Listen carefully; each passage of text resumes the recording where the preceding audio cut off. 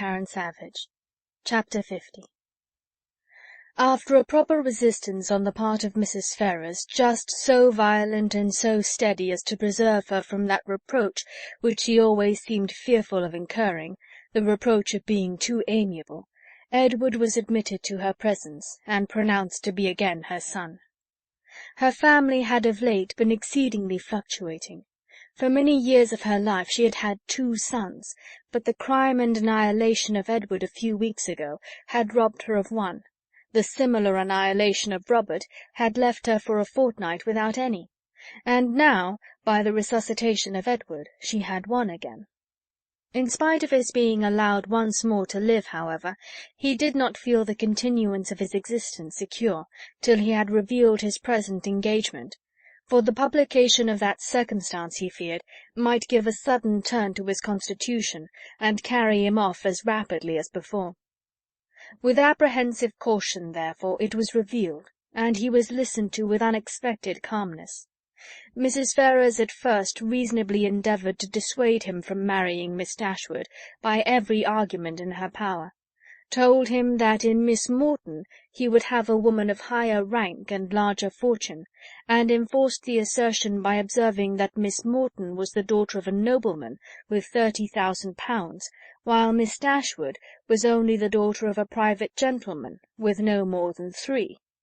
But when she found out that, though perfectly admitting the truth of her representation, he was by no means inclined to be guided by it, she judged it wisest, from the experience of the past, to submit, and therefore, after such an ungracious delay as she owed to her own dignity, and as served to prevent every suspicion of good-will, she issued her decree of consent to the marriage of Edward and Eleanor.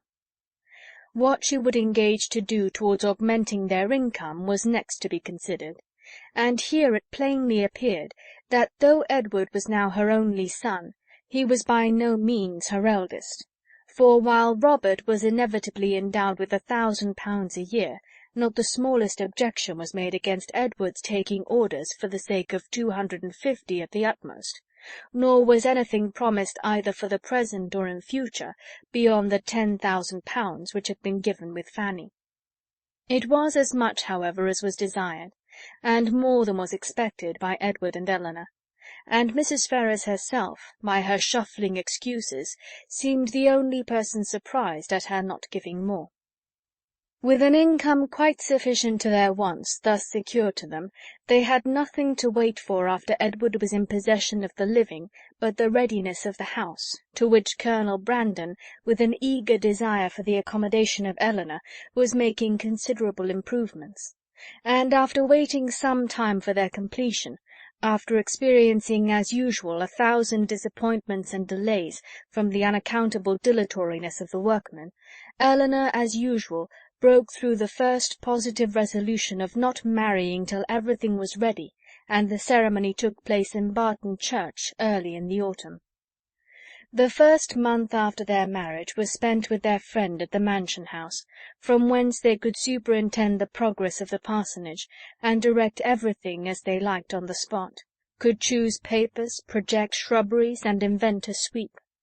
Mrs. Jennings's prophecies, though rather jumbled together, were chiefly fulfilled, for she was able to visit Edward and his wife in their parsonage by Michaelmas, and she found in Eleanor and her husband, as she really believed, one of the happiest couples in the world.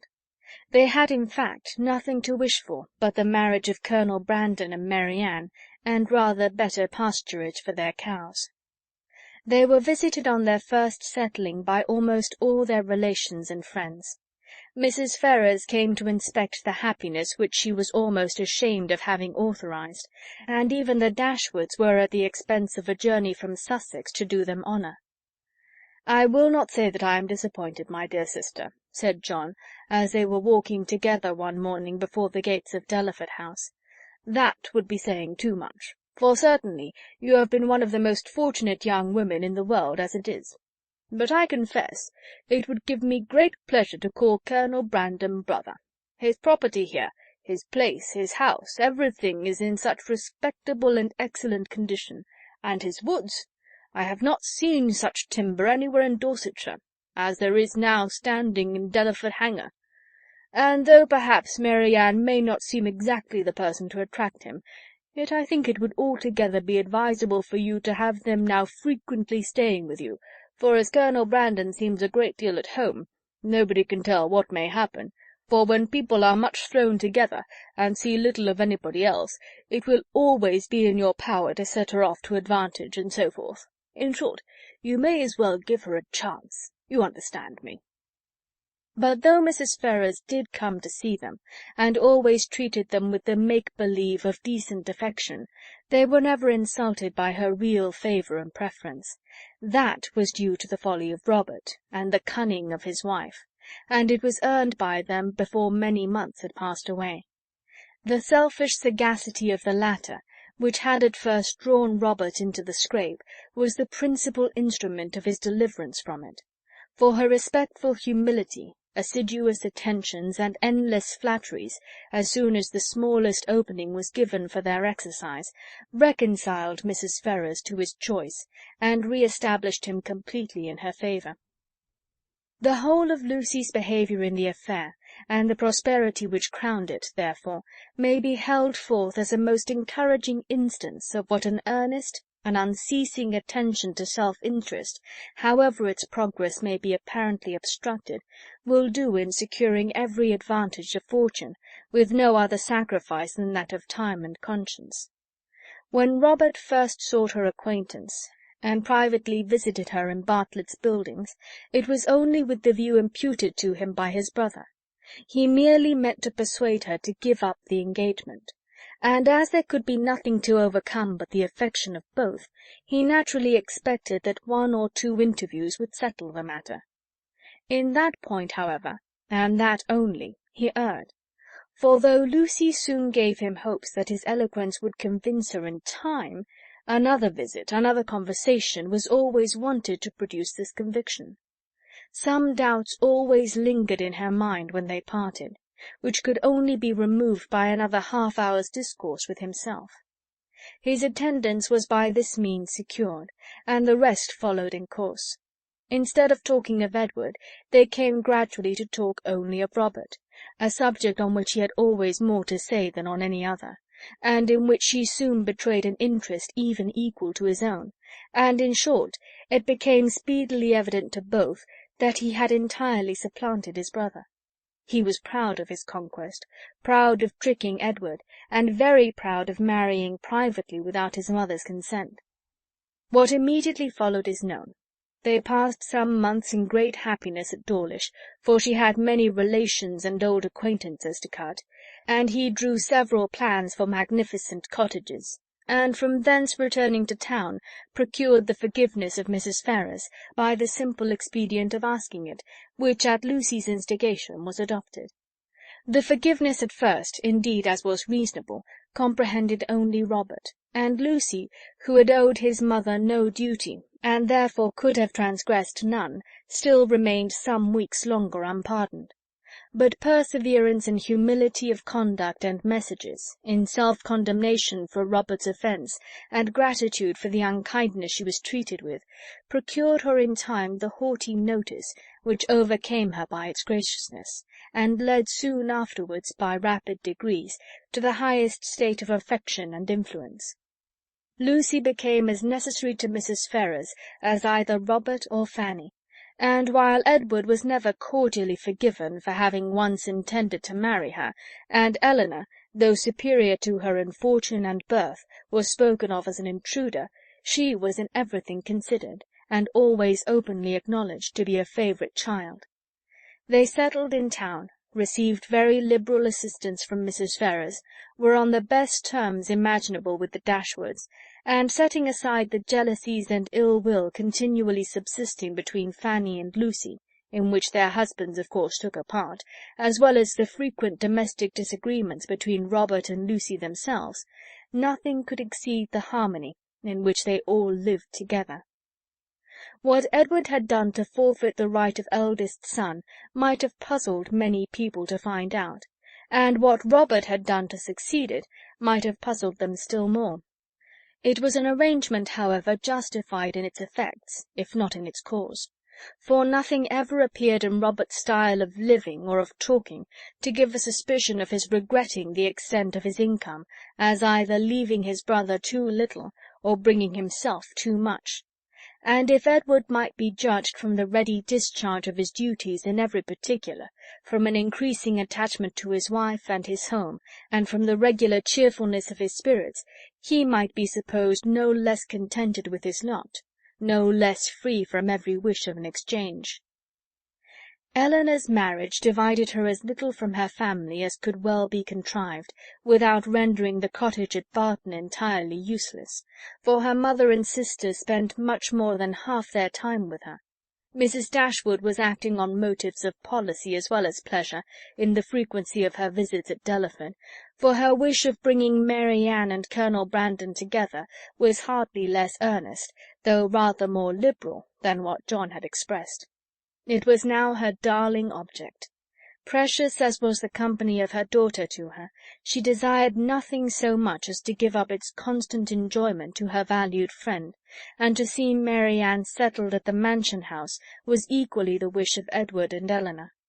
They each felt his sorrows, and their own obligations, and Mary Ann, by general consent, was to be the reward of all.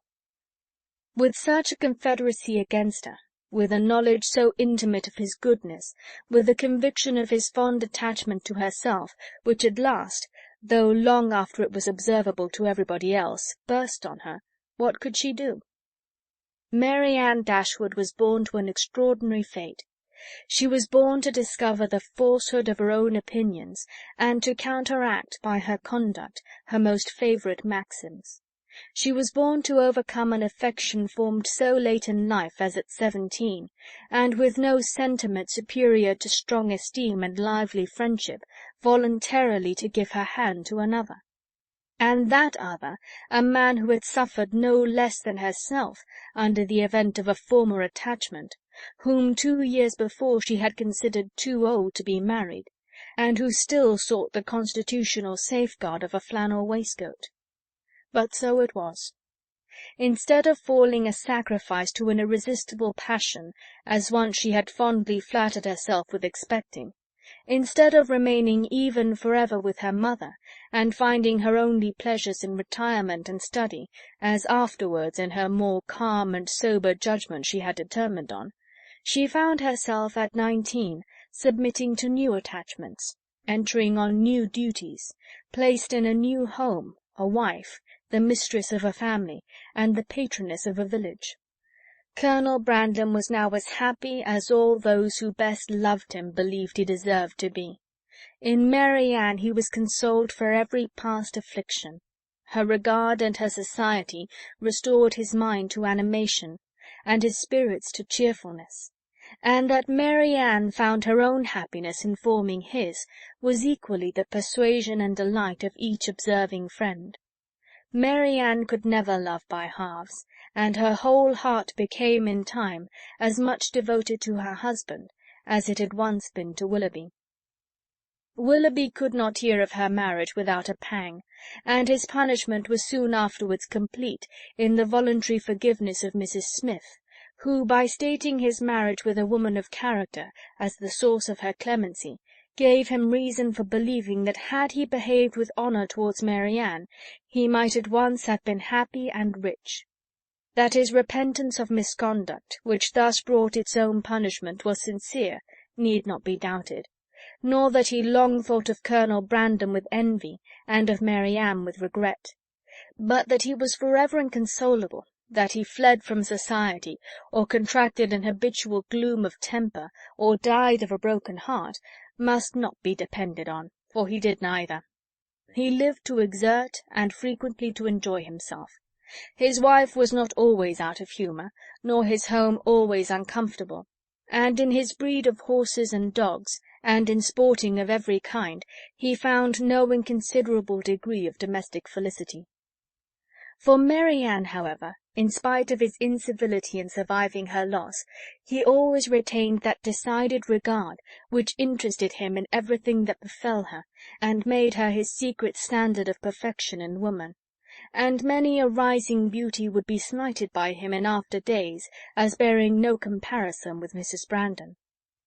Mrs. Dashwood was prudent enough to remain at the cottage without attempting a removal to Delaford, and fortunately for Sir John and Mrs. Jennings, when Mary Ann was taken from them, Margaret had reached an age highly suitable for dancing, and not very ineligible for being supposed to have a lover.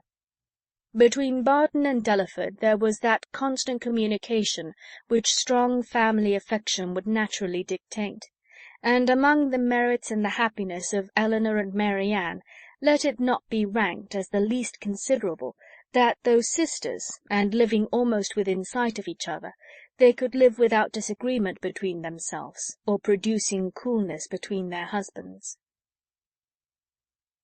Chapter 50. End of Sense and Sensibility by Jane Austen.